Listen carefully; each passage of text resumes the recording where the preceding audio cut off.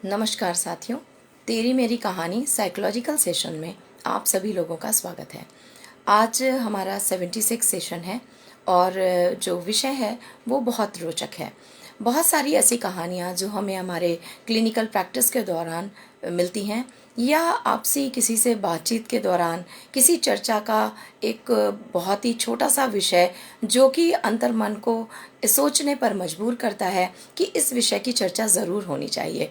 उन्हीं कहानियों में से एक कहानी लेकर हम हर अपने सेशन में आप तक पहुंचते हैं। एक बहुत अजीब सी चीज़ सामने आई। एक शख्स थे हैं और उनके बारे में जब मुझे पता चला वो नौकरी करते हैं, उनका बच्चा पढ़ता है, तो कई बार आपस में चर्चा होती थी कि बच्चे के बारे में, उनके बारे में। किंतु एक दिन अचानक से पता चला कि वो बहुत अच्छे धावक हैं, यानी कि दौड़ते हैं, रेसर हैं। तो मुझे लगा कि शायद वो अपने एथलेटिक्स में काम करते होंगे और उसमें पार्टिसिपेशन उनका होगा और वो इसीलिए रेगुलर अपनी फ़िटनेस पर बहुत फोकस करते हैं। धीरे धीरे और ज़्यादा जब मालूम किया, बहुत सारे ऐसे मन में मेरे प्रश्न उठे जिनके बारे में मुझे उत्सुकता हुई जानने की। तो फिर मैंने पूछा कि वो इतना लंबा, इतने सारे किलोमीटर रोज़ क्यों करते हैं। तो बताया कि उन्होंने तो एक टारगेट ले रखा है और क्योंकि वो मैराथन का हिस्सा हैं और वो उनको बहुत सारे पुरस्कार मिल चुके हैं। ये कुछ मेरे लिए चौंका देने वाला था। चौंका देने वाला इसलिए नहीं कि वो मैराथन में दौड़ते हैं या वो मैराथन में भाग लेते हैं, पार्टिसिपेट करते हैं और बहुत सारे उनको पुरस्कार मिल चुके हैं। रोचक बात इसमें यह थी कि इतनी जिम्मेदारियों को निभाने के बाद जो आज तक कभी चर्चा में नहीं आई, उसके साथ साथ उनकी नौकरी का जो पूरा एक समय था वो भी पूरा सुबह से लेकर शाम तक का था।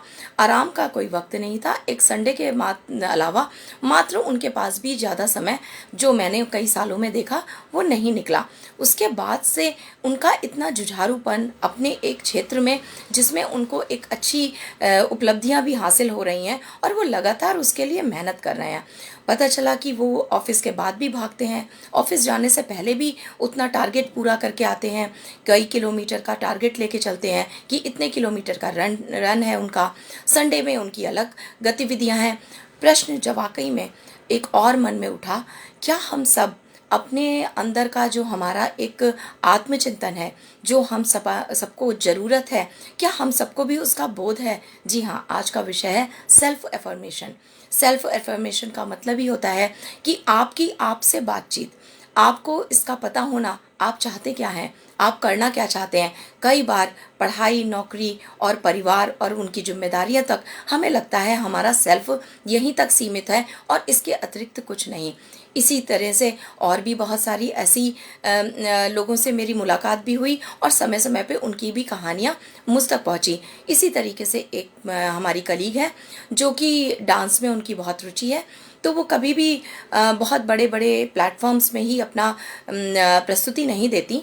इसके अतिरिक्त वो हर ओकेज़न पर एक स्पेशली अपने लिए एक इवेंट का आयोजन करती हैं और उस इवेंट में वो खुद ही अपनी प्रस्तुति देती हैं और उस प्रस्तुति को वो बहुत ही सुंदर तरीके से सबको आगे सर्कुलेट करती हैं, बताती हैं और खुश रहती हैं कि हाँ, मैं अपने लिए जी रही हूँ।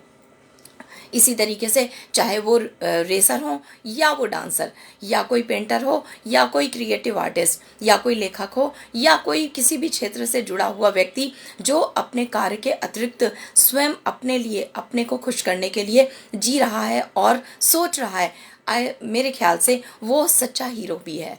तो इसी को जाने और गहराई से कि ये सेल्फ एफर्मेशन क्यों हमसे दूर हो जाता है और क्यों हम इसके नज़दीक नहीं पहुंच पाते, और इसके साथ साथ हम कैसे इसके नज़दीक पहुँचें, हम सेल्फ एफर्मेशन को अपने अंदर कैसे उतारें और साथ ही साथ ये भी पता करें कि हम सेल्फ एफर्मेशन के लिए कहीं दूसरों को दोष तो नहीं दे रहे। तो चलिए आगे बढ़ते हैं कि आखिर सेल्फ एफर्मेशन क्या है। सेल्फ एफर्मेशन एक आत्म सुझाव है, खुद से खुद की बातचीत है, खुद पर विश्वास है, हमारा सेल्फ एस्टीम है, हमारा कॉन्फिडेंस है, हमारी स्वयं से प्राप्त हुई वो जानकारी है जो हमें बताते ही है कि हम करना क्या चाहते हैं। हम कितने पैसे कमाना चाहते हैं ये तो हमें पता है। हमारी ज़रूरतों को पूरा करने के लिए हमें कितने लाख और कितने करोड़ चाहिए ये भी पता है। हमें ये भी पता है कि अब हमें अपना मोबाइल चेंज कर लेना है और अब गाड़ी 5 साल पुरानी हो चुकी है, अब इसको चेंज करना है। लेकिन क्या हमें अपना सेल्फ अफर्मेशन पता है? हमारा सुझाव स्वयं के लिए क्या है? क्या कहीं ऐसा तो नहीं कि मोबाइल और डिवाइसेस और मटेरियल्स को चेंज करने और उन्हें नया लाने के बीच में हम ये मान बैठे हैं कि यही हमारा सेल्फ अफर्मेशन है, यही हम हैं और यही हमारी ज़रूरतें हैं। शायद उसके बाद भी काफ़ी लोग एक नया मोबाइल लेकर अच्छी ज़रूरतमंद चीज़ों को यूज़ करने के बाद भी अंदर से एक आत्मबोध नहीं प्राप्त कर पाते कि हम खुश हैं। ये क्यों हो पाता है? ये इसलिए होता है क्योंकि हमारा जो एक वाक्य है, हमारा जो खुद को दिया हुआ वाक्य है, हम कई बार ऐसे वाक्यों को इस्तेमाल करते हैं। क्या करें, फिर मैरिज हो गई, फिर यहाँ पर सबका अलग था। कई बार जिम्मेदारियां हैं, निभानी तो हैं ही। कई बार जॉब में तो जाना ही है, नौकरी तो करनी ही है, क्योंकि फिर खर्चे कैसे चलेंगे। जो आपके वाक्य हैं वही आपकी इमोशनल जो वल्नरेबिलिटी है उसको दर्शा रहे होते हैं। चेक कीजिए, कहीं ऐसे कोई वाक्य आप भी तो नहीं यूज़ करते। कहीं सवेरे उठने से पहले पहला सेंटेंस यही तो नहीं आता, नाश्ता बनाना है क्योंकि लोगों को जाना है, ये तो ड्यूटी है। कहीं ऐसा तो नहीं कि भाई मन नहीं होता लेकिन फिर भी ऑफिस तो जाना है, काम तो करना ही है, क्योंकि अब जब तक भी है रिटायरमेंट तक हमें ये काम करना ही होगा। अगर सवेरे उठते ही ऐसे कुछ वाक्य आपके अंदर भी आ रहे हैं तो ज़रूर आपको एक बार टटोल लेना पड़ेगा कि मैं भी कहीं अपने सेल्फ एफर्मेशन से दूर तो नहीं हूँ, और ये सेल्फ एफर्मेशन मुझे क्या कॉन्फिडेंस दे रहा है, क्या वो सुकून दे रहा है जो मैं चाहता हूँ, जो इस जीवन में मुझे ज़रूरी है। चाहे इच्छा छोटी सी हो या बड़ी सी, हम कोशिश करें कि वो एक सुझाव, वो एक इमोशनल सपोर्ट आपको आपके कोई आसपास के लोगों द्वारा नहीं, आपको स्वयं से प्राप्त हो। अगर आप सवेरे योगा क्लासेस जाना चाहते हैं तो इसमें आपको ये तो पता है कि आपके आसपास मौजूद लोग या आपके आसपास की जो चीज़ें रुकावटें हैं उनका तो संज्ञान है, लेकिन आप जाएंगे कैसे, इसका समाधान का अभाव है। समाधान नहीं होने की वजह से हम सालों दर साल ये कहते रहते हैं बच्चे छोटे थे इसलिए नहीं हुआ, परिवार बहुत जॉइंट फैमिली थी इसलिए नहीं हुआ। हमें रुकावटों का पता है लेकिन समाधान का नहीं पता। तो आइए जाने हम समाधान को कैसे पता करें। समाधान को सबसे जो आसान तरीका है पता करने के लिए, सबसे पहले आप हमेशा जो अपनी रुकावटें हैं उनको दोष देते हैं। जो रुकावटें हैं उनको ये मान बैठे हैं कि ये परमानेंट है, ये कभी ख़त्म नहीं होंगी। ऐसा इसलिए है क्योंकि आप ग्रेटिट्यूड के लेवल पर नहीं आते, आप उन चीज़ों का धन्यवाद ही नहीं देते कि हे ईश्वर, मैं बहुत भाग्यशाली हूँ कि मेरे पास रात में सोने के लिए पूरे 8 घंटे मौजूद हैं। हम ग्रेटिट्यूड नहीं देते कि मैं बहुत भाग्यशाली हूँ कि मैं कम से कम संडे के दिन 2 घंटा निकाल सकता हूँ। मैं बहुत भाग्यशाली हूँ कि मैं अपनी समाज में प्रतिष्ठा बनाने के साथ साथ इस बारे में सोच सकता हूँ कि मुझे क्या चाहिए। मैं बहुत भाग्यशाली हूँ। ऐसे शब्दों का अभाव है। ऐसे शब्द हम यूज़ ही नहीं करते। डरते हैं कि कहीं भाग्यशाली कह दिया तो नज़र तो नहीं लग जाएगी, कहीं भाग्यशाली मान बैठे तो कहीं कुछ बिगड़ तो नहीं जाएगा। और इस डर और के अधिक बढ़ने की वजह से हम ऐसे बिल्कुल संकुचित रूप में सिकुड़े हुए अपने जीवन का एक एक दिन जीते जा रहे हैं। कोशिश कीजिए सवेरे उठने से के साथ ही आप सबसे पहले ये मांगने कि मैं भाग्यशाली हूँ और मैं सब कुछ कर सकता हूँ, मैं अपने लिए 1 घंटा निकाल सकता हूँ। 1 घंटा सुबह हो या शाम मैं कर सकता हूँ। अगर किसी भी चीज़ को सीखना चाहता हूँ तो उसकी जितनी भी एक ऐसे संसाधन जो कि आप आसानी से निकाल सकते हैं। अगर आप 1,000 रुपये निकाल सकते हैं, अगर आप 500 रुपये निकाल सकते हैं, अगर आप 10,000 निकाल सकते हैं, 5,000, कुछ भी व्यवस्था कर सकते हैं। कितनी भी दूर आप जा सकते हैं, आपको ये आंकलन करना होगा।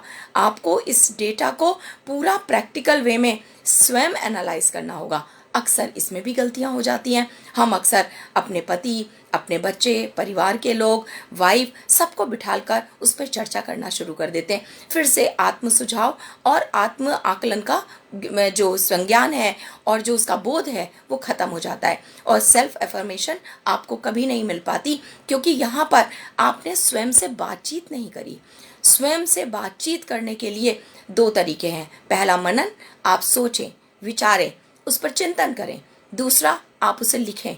ना तो हम चिंतन करते हैं, हम चर्चा करते हैं, हम बात करते हैं, हम बोलते हैं। मैं भी चाह रहा हूँ, सोच रहा हूँ जिम ज्वाइन कर लूँ, मैं भी सोचती तो हूँ कि डांस क्लासेस कर लूँ, बड़ा मन है, कुकरी क्लासेस ज्वाइन कर लूँ, लेकिन फिर शाम के समय नहीं मिल पाता, बच्चों का ट्यूशन होता है। इस तरीके से प्रोक्रेस्टिनेशन हमारे आसपास एक घेरा बनाते चले जाते हैं। जब ये घेरा इतना बड़ा हो जाता है कि उसे तोड़ना में ज़्यादा ताकत लगती है, तब हम हथियार डाल देते हैं और बहुत ही मायूसी के साथ इस जीवन को जी रहे होते हैं। कोशिश करें, आत्मचिंतन करें, बातचीत करें, स्वयं से बातचीत करें, क्या चाहिए क्या। और इसमें जो आपका सेल्फ एफर्मेशन है, इसको लंबा मत बनाएं। कोशिश करें, सेल्फ एफर्मेशन में अगर ऐसी बातें आ रही है, मेरा मकान बन जाए, ये रॉन्ग एफर्मेशन है। ये आपको अपने लिए नहीं चाहिए, ये आपको अपनी सामाजिक पृष्ठभूमि में अपने आप को स्टैब्लिश करने के लिए चाहिए। मैं चाहता हूँ या मैं चाहती हूँ कि हमारी गाड़ी आ जाए। जो भी मटेरियल्स हैं, जो भी सुविधाएं हैं, वो कभी भी सेल्फ अफर्मेशन का पार्ट नहीं होती। सेल्फ अफर्मेशन में हम उन चीज़ों को शामिल करते हैं जिसमें हमें स्वयं आनंद आता है, उसमें कोई और आनंद की अनुभूति नहीं कर रहा होता, सिर्फ हम स्वयं में आनंद की अनुभूति कर रहे होते हैं। जैसे कि किसी कविता को लिखना। एक और मैं शख्स को जानती हूँ जिनको मैं काफ़ी समय से देख रही थी, और उन्होंने धीरे धीरे 2 लाइनें 4 लाइनें लिखना शुरू किया। बहुत उसको लोगों के द्वारा और लोगों में साझा किया, लोगों के द्वारा उन्हें बहुत अप्रिशिएट किया गया, और मैं निरंतर उनकी होने वाली प्रगति को भी देख रही थी। और मैंने देखा उस महिला ने धीरे धीरे उन 4 लाइनों से कब वो 8 लाइनों तक पहुंच गई, और कब एक अच्छा संवाद नज़र आने लगा उनकी कविताओं में, एक अच्छा पुट नज़र आने लगा उनकी लेखनी के द्वारा। तो धीरे धीरे करके, और इससे मिलने वाला जो एक संतोष और जो प्रेम और जो आनंद था, ये शायद वो महिला ही ले पा रही थी। बाकी सब लोग तो तारीफ कर रहे थे, बाकी घर के लोग उसे सहयोग कर रहे थे, लेकिन आनंद जिसे मिल रहा था वो सिर्फ मात्र वो महिला थी। तो आप कोशिश करें ऐसा काम जिसमें सिर्फ आपको आनंद मिल रहा है।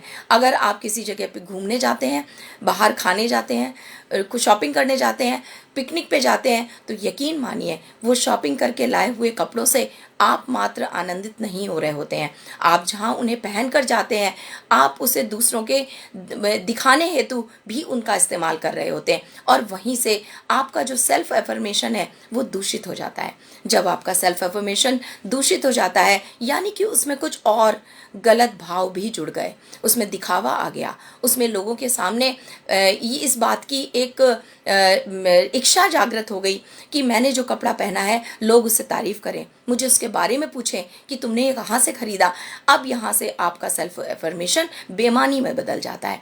तो कोशिश करें एक ऐसी बागवानी का आदत डालें, कोई ऐसा योगा, कोई फिटनेस की चीज़ें, कुछ और आपके चित्रकारी, कुछ और पेंटिंग, गीत गाना, लिखना, कविता लिखना, कहानी लिखना, कुछ ऐसा रचना, कुछ ऐसा करना जिसमें आपको अपने आत्मज्ञान का बोध हो रहा हो कि ये मेरा ही हिस्सा है, यही मैं हूँ, यही मैं करना चाहती हूँ। उसमें पैसे की आमदनी हो या ना हो, किंतु आपको सुकून मिल रहा है और आनंद आ रहा है। वो 1 घंटा या आधा घंटा या 4 घंटा, कुछ भी आपने चाहे वीकेंड में दिया या हर रोज़ दिया, बट उससे मिलने वाला आनंद निश्चित ही आपकी आयु बढ़ा देता है।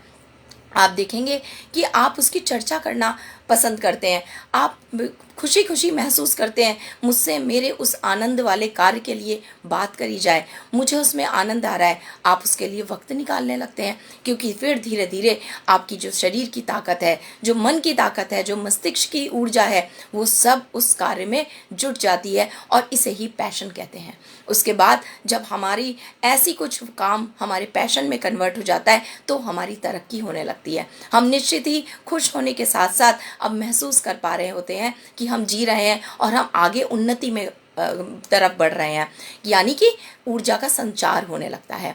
आपके शरीर, मन, मस्तिष्क की ऊर्जा का संचार आपके द्वारा किए हुए कामों में, आपके द्वारा सोचे हुए कार्य को करने में, यानी कि उन्हें निष्पादित करने में अगर हो रहा है, तो समझ जाइए कि आप पूरी तरीके से अपने सेल्फ अफर्मेशन को प्राप्त कर चुके हैं। और आपका सेल्फ अफर्मेशन आपकी इस जीत का एक बता रहा होता है, वो एक जीत का बिल्कुल स्पष्ट उदाहरण या कह लीजिए कि वो सिद्ध कर देता है कि आपने अपने सेल्फ अफर्मेशन को प्राप्त कर लिया। सेल्फ अफर्मेशन सिर्फ एक चीज़ में सीमित नहीं होता। आज अगर मुझे गाना गाने का मन है, तो हो सकता है कल कुछ लिखने का भी मन हो, उसके बाद हो सकता है कुछ बागवानी का मन हो। इसीलिए सेल्फ अफर्मेशन को शॉर्ट टर्म गोल्स में कन्वर्ट रखिए। छोटे छोटे गोल्स को पाते रहिए, उन पर काम करते रहिए, अपने से बातचीत करते रहिए, मनन चिंतन, और उसके बाद उसको लिखना। लिखने में क्या क्या कर सकते हैं, कितने पैसे खर्च कर सकते हैं, नहीं कर सकते हैं, आप उसी के बाद उसी दिशा में टटोलना शुरू कर देते हैं। इसके लिए आपको अगर किसी से सहयोग मांगते हैं, ज़रूरत है कि ये व्यक्ति आपको सहयोग दे सकता है, तभी आप उसे अप्रोच करें। आज्ञा लेने हेतु किसी को अप्रोच मत करें, क्योंकि सेल्फ अफर्मेशन में कोई आपको परमिशन नहीं देगा। इसका इंतज़ार करेंगे तो आपको फ्रस्ट्रेशन, एंग्जाइटी, डिप्रेशन या कह लीजिए इरिटेशन, ये सब कुछ हो जाएगा। यहाँ से आपकी जो फीलिंग्स हैं, आपके जो भाव हैं, वो चेंज हो जाएंगे, नेगेटिव हो जाएंगे। आपके अगर भाव नेगेटिव हो गए तो आपका बिहेवियर के जो रिएक्शन है वो नेगेटिव हो जाएंगे। इसी तरीके से एक मेरे सामने ऐसा किस्सा आया जिसमें कि एक जो व्यक्ति है वो अपनी चीज़ों को पाना चाहता है, घूमना फिरना, फ्री रहना, थोड़ा सा काम करना, किंतु उसके आसपास की जो चीज़ें हैं, जो माहौल है, वो उसे किसी ना किसी प्रकार से डायरेक्टली और इनडायरेक्टली रोक रही थी। धीरे धीरे करके तनाव बढ़ता गया। तनाव बढ़ने के साथ साथ शरीर में बहुत सारा मोटापा, बहुत सारे ऐसे पेट से संबंधित बीमारियां, ये सब चीज़ें घर करने लग गई। किंतु अभी भी उस शख्स को ये समझ में नहीं आया कि मुझे शायद सोचने का तरीका बदलना होगा। लोग मुझे कुछ चीज़ें लाकर नहीं देंगे, छोटी छोटी चीज़ों में खुशियाँ ढूंढना ही मेरा सेल्फ अफर्मेशन होगा। अगर इसी बीच में वो शख्स किताबें पढ़ने लग जाता, कुछ लिखने लग जाता, या कुछ कविताएं लिखने लग जाता, कुछ गाने गाने लग जाता, गाने सुनने लग जाता, अच्छी मूवी देखने लग जाता, कुछ क्रिएटिव, कुछ भी हल्का फुल्का घर को सजाने लगता, घर में अपना मन लगा लेता, क्राफ्ट को करने लगता, कुछ पेंटिंग्स बनाने लगता, तो शायद ये तनाव नहीं बढ़ता।